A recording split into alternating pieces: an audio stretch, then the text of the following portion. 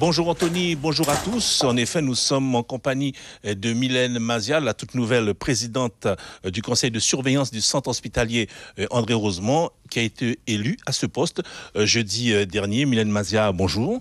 Bonjour Monsieur Merlin. Qu'est-ce qui vous a poussé à accepter cette fonction, en tout cas ce poste de présidente du conseil de surveillance? C'est un challenge parce que je pense que le monde de la santé en Guyane en a besoin. Il y a énormément de choses à faire et j'espère pouvoir apporter ma contribution pour cela. En clair, ça sert à quoi un conseil de surveillance dans la situation actuelle du champ? Le conseil de surveillance est un organe politique qui doit agir, qui prend des décisions, qui délibère et ces délibérations doivent être actées. Doivent être actées. Simplement, il faut que l'on puisse prendre les décisions qui permettent de faire avancer la structure et c'est ce que nous nous attacherons à faire. Alors, quelle sera votre feuille de route? Alors, lors du dernier conseil de surveillance du jeudi 28, il y a des points qui ont été soulevés et celui qui me semble le plus important aujourd'hui est le point sur la trésorerie du char. Qui est estimé à 72 millions d'euros, en tout cas un déficit de 72 millions d'euros. Alors c'est 72 millions de créances non recouvrées. Vous pensez bien que le poids que cela pèse sur l'organisation administrative et sur la gestion de l'établissement. Nous avons en face de nous un personnel qui est en souffrance, des médecins. Mais qui doit cet argent concrètement? Alors, c'est un ensemble d'institutions.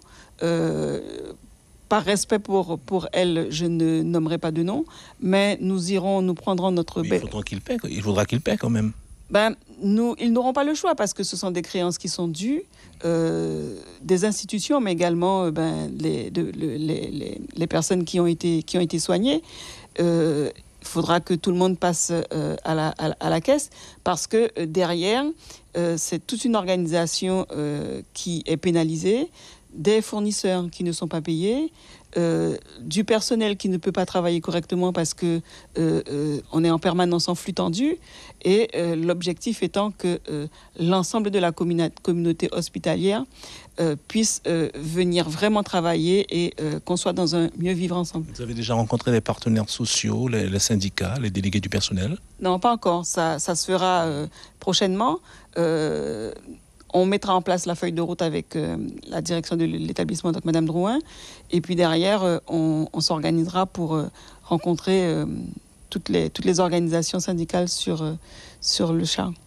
Merci Mylène Mazia d'avoir accepté l'invitation du journal, du JT Midi de Guyane Première. Je vous rappelle que Madame Mylène Mazia succède à Katia Anatole qui avait démissionné de ses fonctions le 15 septembre dernier. C'est à vous Anthony pour la suite du journal de la mi-journée.